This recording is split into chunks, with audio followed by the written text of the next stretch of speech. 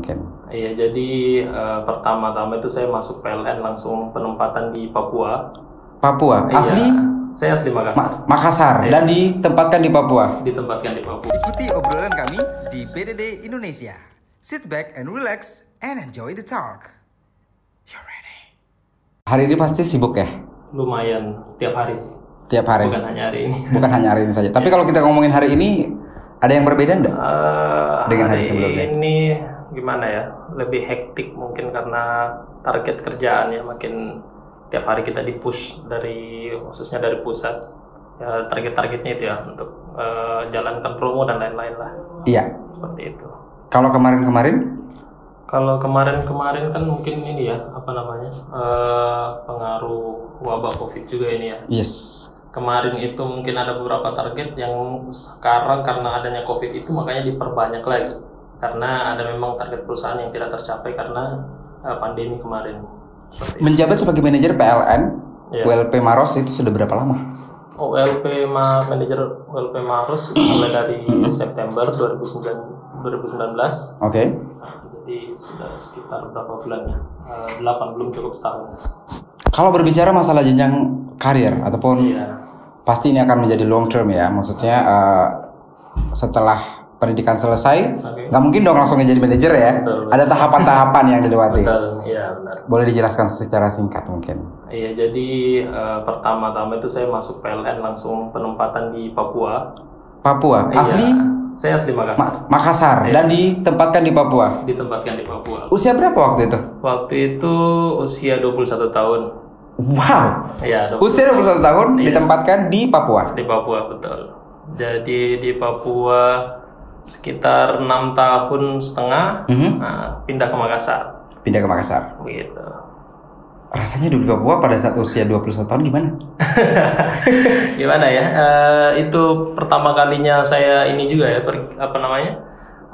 merantau. Yes. Pertama kalinya saya meninggalkan orang tua dan langsung di Papua. Jauh dari Makassar itu yang menjadi Iya. terbesit di benak saya saat Ya ini. itulah. Bagaimana ya? Pemikiran orang tua waktu saya masih di Papua itu gimana ya? Kayak terpencil banget dan sangat ketinggalan banget. Padahal setelah saya di sana ya sama saja sebetulnya, cuman harga makanan berbeda, harga untuk biaya hidup lah berbeda di sana. Dan waktu pada saat itu pertama kali pisah dengan orang tua kah atau sudah pernah sebelumnya? Pertama kali pisah dengan orang tua. Dan langsung dilempar ke Papua. Ya, istilahnya dilempar. Oke. Dan waktu itu pada saat di Papua berapa tahun? 6 tahun setengah tadi itu ya. Kemudian kembali ke Makassar lagi. Setelah itu? Di Makassar, selama di Papua itu kan saya menjadi staff saja ya, staff di PLN Manokwari, Papua Barat. Kemudian pindah ke Makassar, itu saya staff setahun. Kemudian setelah setahun naik jadi supervisor, supervisor selama hampir 2 tahun. Kemudian saya naik lagi jadi manajer WLP di Bone, di Patangkai, WLP Patangkai. Kemudian September 2019 ke Maros, seperti itu. Oke. Ya. Sekarang menjadi manajer di PLN WLP Maros dan ya, pasti ini sudah kepikiran nggak sebelumnya? Sebelumnya sih waktu sampai di Papua ya, waktu di Papua itu pikiran saya cuma mau pulang aja ke Makassar aja, pokoknya mau terserah mau jadi apa, apa aja.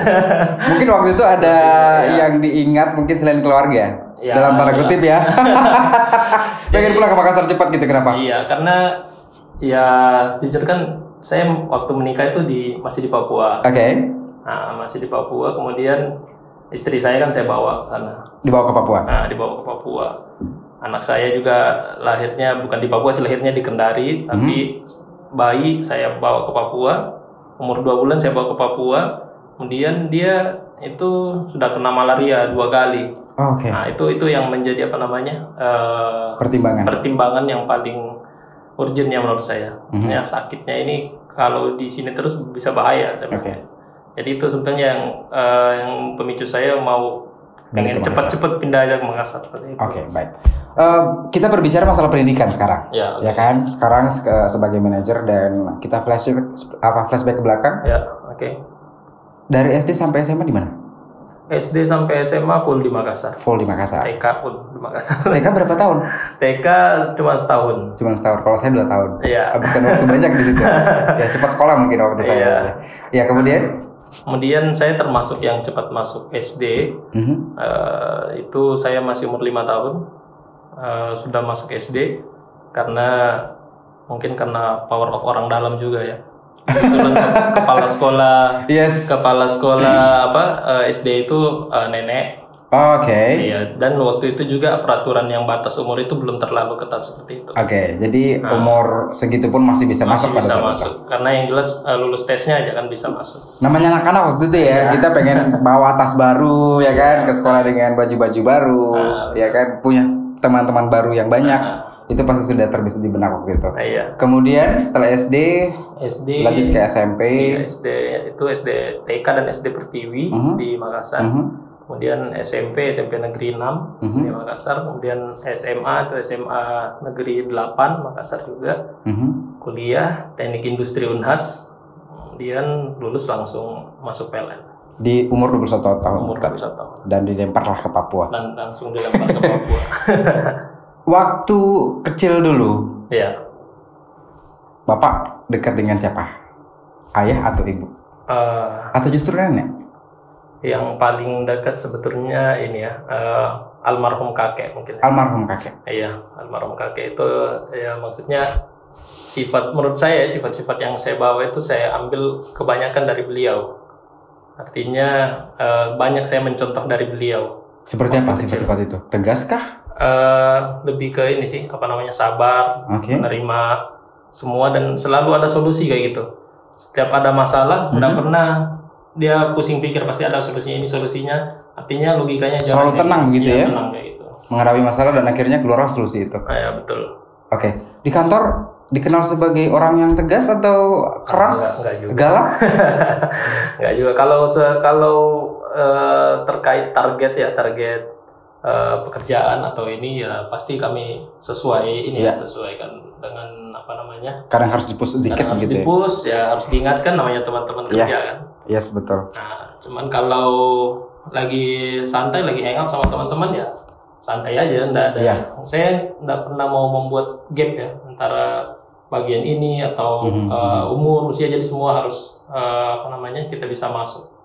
Seperti itu, dan semua bagian juga artinya sampai ke security, ke cleaning service itu saya nggak mau ada gap di antara ini kita kalau kerja ya kerja profesional, tapi kalau umpamanya lagi santai lagi ini ya sama aja kayak gitu seperti teman-teman biasa. Iya, anak sekarang usia 6 tahun. 6 tahun. Iya. Ini lagi masa lucu-lucunya. Lagi masa di antara itu lucu dan nyebelin, jadi katanya. Nyebelin kenapa? Saking nyebelinnya jadi lucu kan.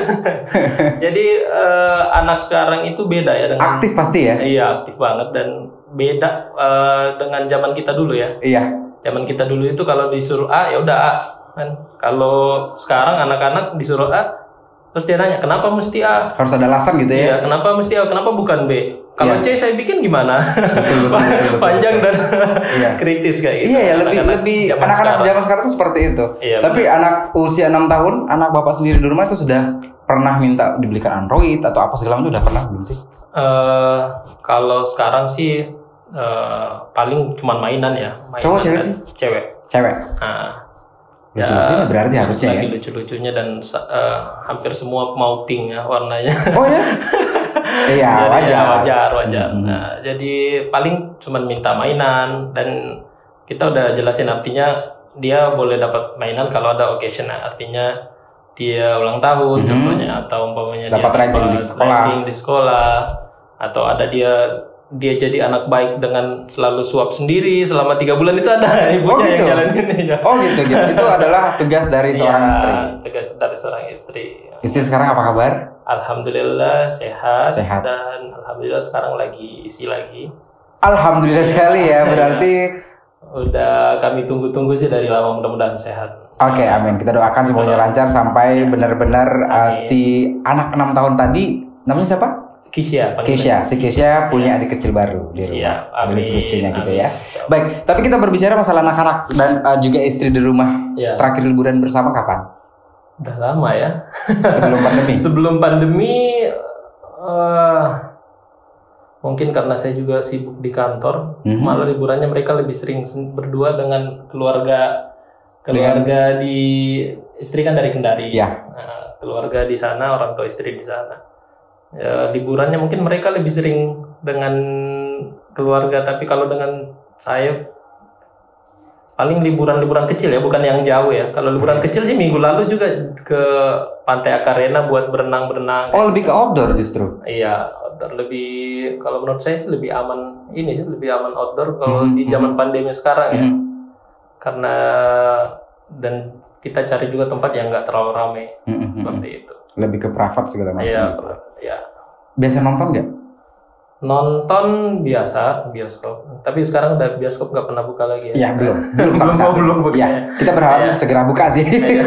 Sudah lama Pak kita harus menganggur di rumah gitu kan. Baik, kalau kita berbicara masa lalu kembali bahwa tadi dekat dengan kakek, almarhum kakek saat ini, dan banyak sifat dan juga karakter yang di copy paste ke Bapak saat ini, ya kan? Ada momen nggak yang berkesan yang sampai sekarang belum bisa dilupakan?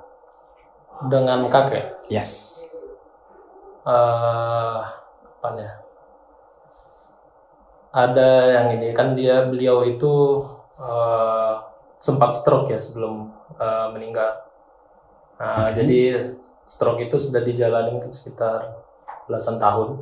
Belasan tahun? Iya, stroke. Jadi awal stroke-nya itu yang saya nggak pernah lupa. Waktu itu di acara pernikahan tante ya. Kemudian beliau stroke yang lumpuh sebelah. Terus yang saya nggak bisa lupa itu semangatnya beliau. Artinya semangatnya dia mau berjuang melawan itu. Artinya belasan tahun dia harus lumpuh setengah, tapi nggak pernah mengeluh. Menyemangati diri sendiri gitu ya. Diri sendiri, dan kemudian dia juga sampaikan kayak ini, nggak usah saya dikasihani seperti ini. Seperti tidak bisa apa-apa. Jadi dia itu masih lumpuh setengah pun dia masih dipercayakan untuk motong kurban di masjid. Itu saya sering temani. Wow. Jadi itu dalam kondisi seperti itu? Iya, seperti itu. Masih lumpuh setengah tapi beliau masih dipercayakan ya di masjid, di kompleksnya itu. Di kompleks itu.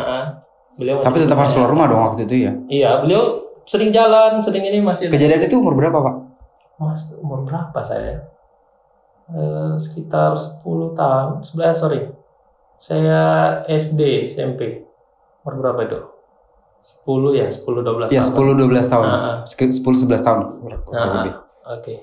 Sebelum beliau berpulang, iya. Ada pesan nggak dibisikin ke telinga Bapak waktu itu? Yang sampai saat ini masih diingat? Kalau pesan sih, waktu itu masih saya ingat di rumah sakit ya, di tempat beliau meninggal ya. Pesannya sih paling itu aja kata-katanya yang terakhir itu, jaga keluarga, kayak gitu aja. Waktu itu juga waktu beliau sudah sakaratul maut, itu yang dipanggil keluarga itu. Panggilkan anak-anak, panggilkan cucuku semua, saya mau lihat. Dan dia cuman katakan itu, jaga keluarga ini. Kayak gitu aja. Keluarga yang utamakan. Iya.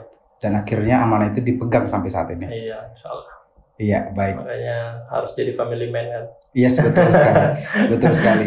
Kalau seandainya almarhum kakek sekarang mendengarkan Bapak, menonton podcast kita hari ini, apa yang akan Bapak sampaikan?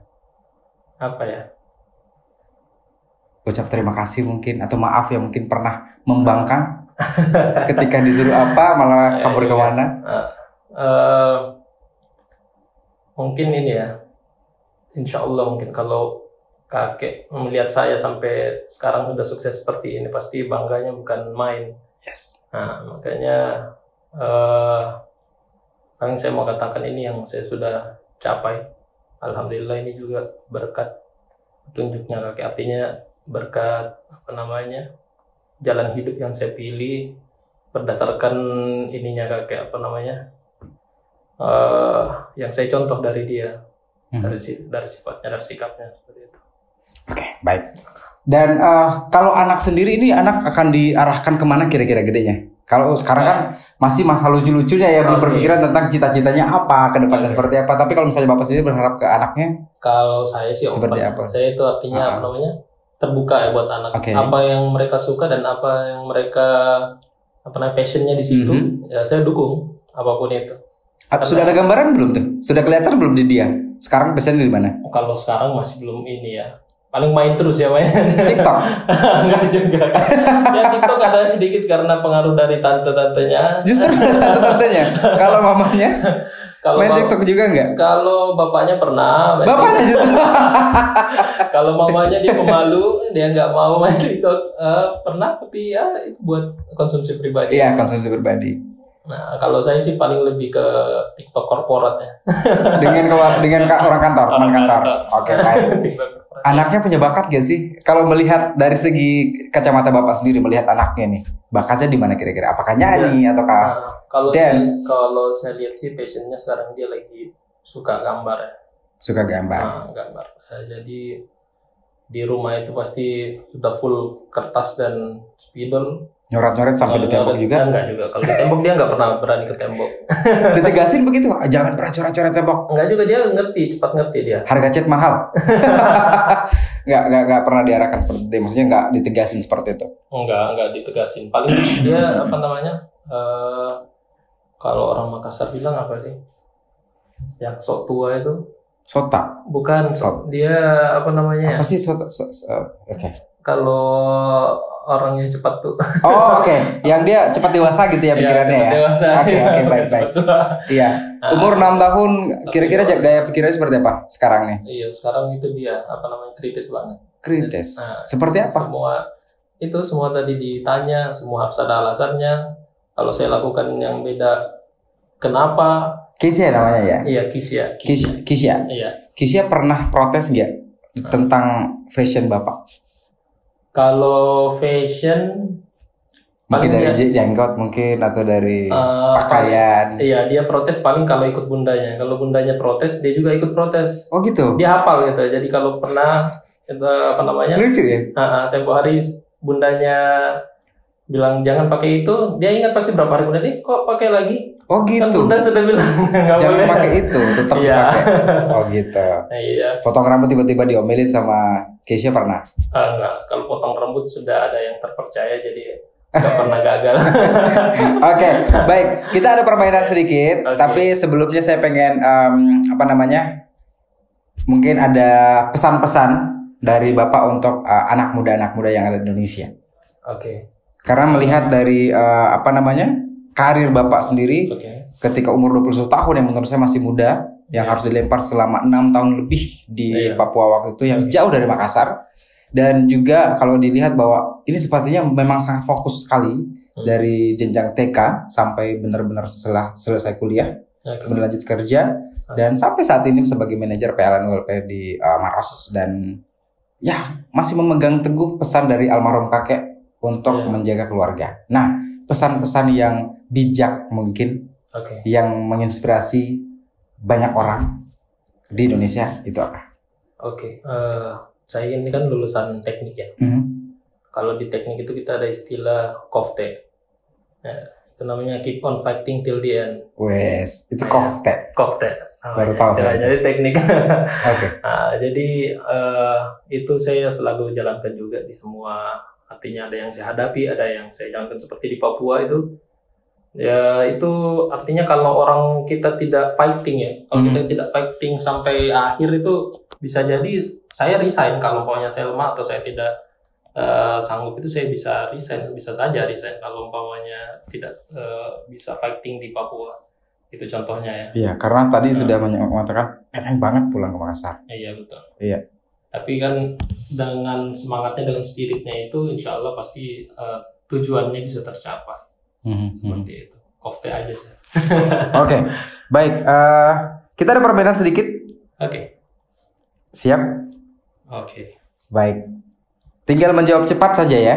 Saya akan memberikan 2 pilihan. Ada 2 pilihan setiap pertanyaan, kemudian dijawab cepat. Oke, you ready? Yang pertama, formal atau non formal? Non formal. Kenapa? Karena masih jam kantor. Pulang kantor tadi nggak sempat ganti langsung baju. ke sini gitu ya.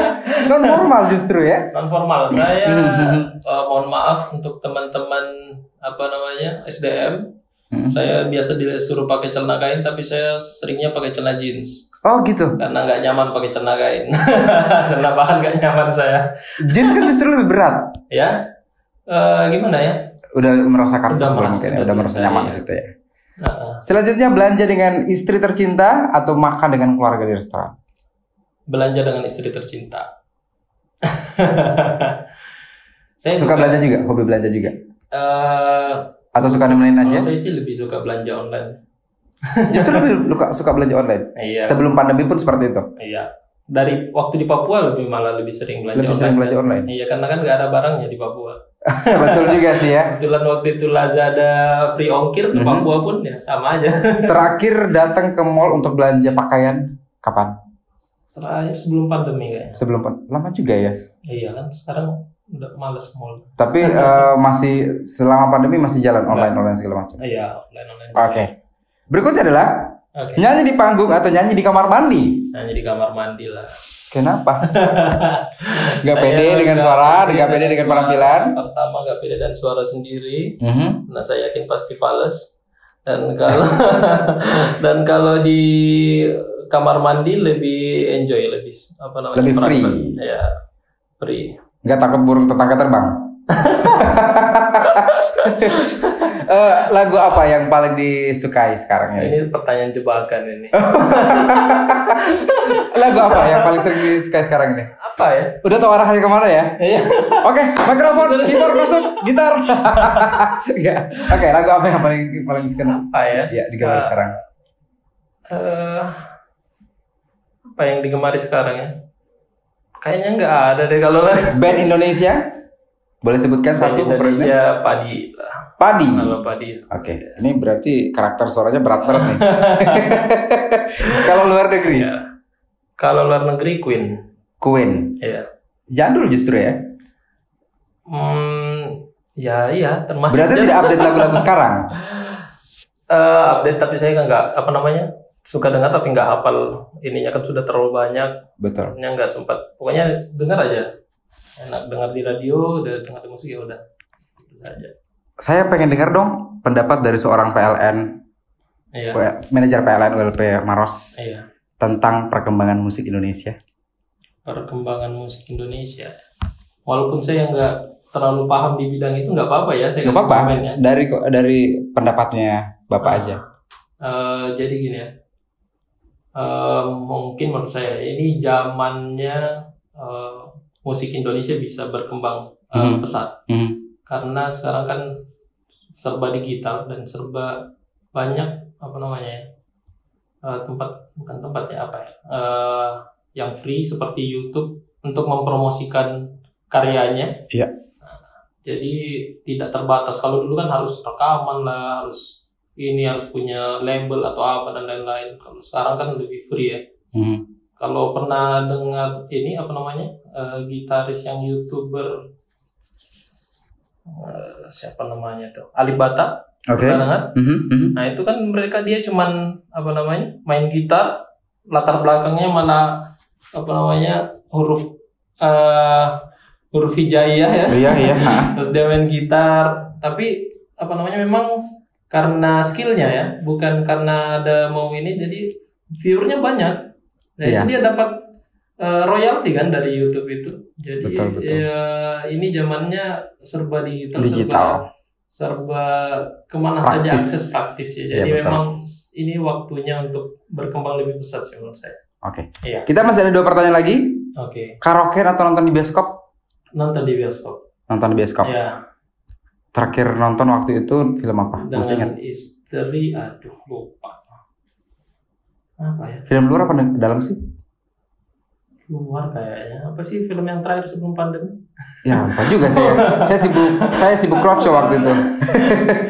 lupa. Ya, kemudian berikutnya yang terakhir adalah anak cowok atau anak cewek? Kalau saya ya maunya kedepannya yang sekarang kira-kira nih. Sebetulnya sih ya apa saja sebetulnya yang jelas ya. Tapi saya lebih pengen ke cowok. Biar seimbang gitu ya. Biar buat ada teman lari atau main sepeda lah.